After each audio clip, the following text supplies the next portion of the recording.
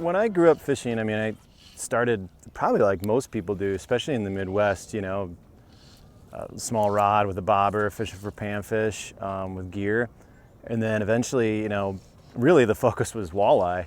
You know, that's my dad, that's what he did. That was his passion. And then trolling up on the Great Lakes for steelhead and coho and whatnot. So I was very gear intensive, you know, growing up. And fly fishing to me that's trout. That's trout fishing. You know, fly fishing is for trout, and that's something you do out west. And never occurred to me that, you know, it is something you could apply to just any kind of fish species anywhere. My name is Jake Keeler. I'm a Capricorn. So, I don't know, fly fisherman, artist, father, husband, soccer player, etc., etc. Been fishing my whole life, been drawing my whole life, and so, you know, those are the kind of the things I do. It's worked so far, so. Started fly fishing about, 10 years ago. Got into it with a couple buddies that have been doing it for quite a while, and they kind of showed me the ropes, and just been fly fishing ever since. Started off with trout, like a lot of guys, and then really lately gravitating more towards warm water species like smallmouth, muskie, pike. But really I'll fish for anything. Just love getting out, love exploring new water. And then, you know, go back to the studio and draw pictures of fish, skulls, gnarly stuff. Just watched them like, you know, there are so many lakes that to choose from. And many times there are lakes that people just kind of overlook and say, you know, well, I'm gonna fish Mille Lacs because I've heard it's good. I'm gonna fish Rainy Lake, heard it's good. I'm gonna, you know, X, Y, Z, but it's those little lakes that people just kind of forget about. You know, I think that the trout fishing in Minnesota and Wisconsin, you know, it can be kind of feast or famine. You can get into a year where the river conditions are right, the year classes have been really good. It's been a little tough lately, but you know, when I first started, it was phenomenal. We'd see these like sulfur hatches and bug hatches that were just incredible, where you'd go and you literally, I mean, didn't even have to make a nice cast and just let it drift down, and there were fish feeding everywhere. There's no fishing here, Robert.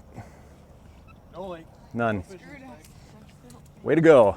So back in high school, we had one art teacher basically at Apollo, Mr. Hummel, and yeah, it was great. You know, we had this open mod system at our high school where you could, if you didn't have a class, you could go like study, you could go to the library, you could go to the art department. So it really lent itself well to like creative endeavors, because you could go spend time like working on the pottery wheel or working on a painting.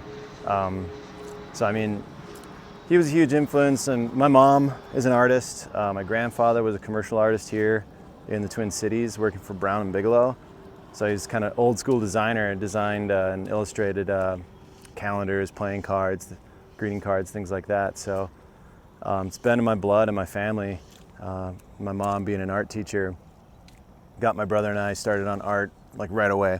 So we were out there doing plein air paintings and doing watercolors and basically doing lessons at home all summer long.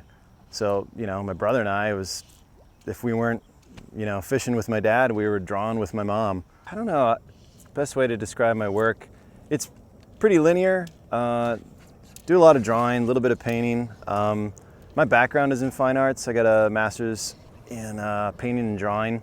So formally trained, but really influenced heavily by comic books, Dungeons and Dragons, graffiti, you know, a much more illustrative graphic style of work. So it's kind of a fusion, I think, of some fine art tendencies and some graphic tendencies. And so a lot of pattern in my work, you know, but it's fairly representational. The skulls look like skulls, the fish look like fish.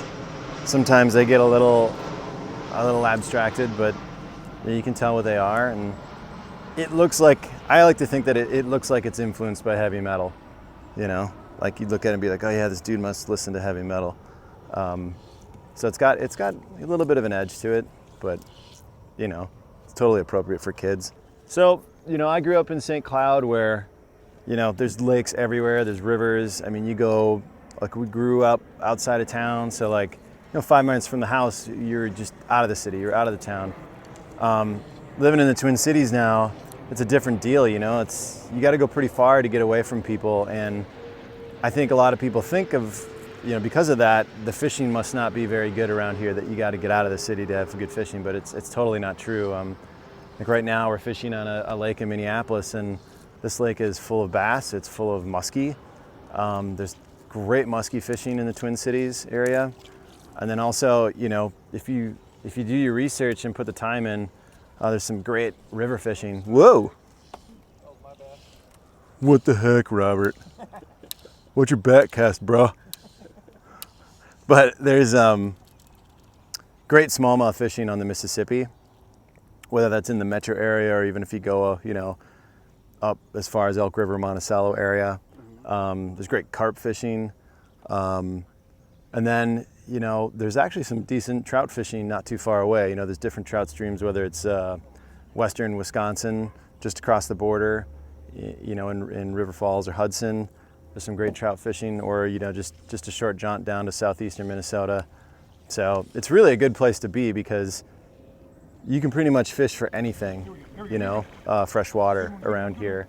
And even like Great Lakes Steelhead, you know, is only 2.5 hours up to, say, the Boise Brule. So it's a good place to be centrally. As a fly fisherman in the Twin Cities, like, I mean, it's hard pressed that anybody wouldn't know about Bob Mitchell's. It's been such an institution.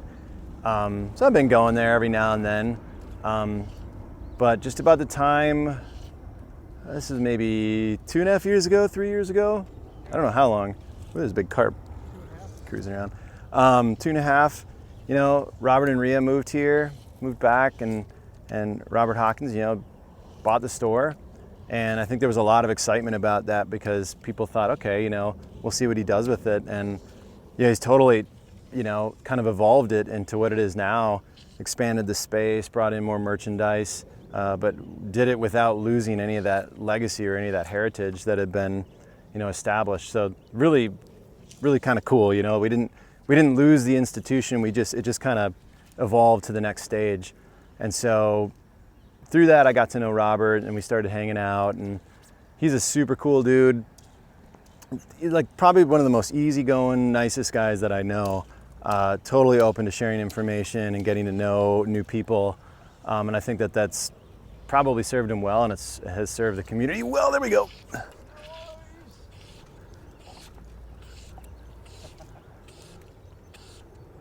Bob Mitchell's. I couldn't do this without you. Hey, little buddy. All right. There you go. Bob Mitchell's is awesome. Thanks, bud.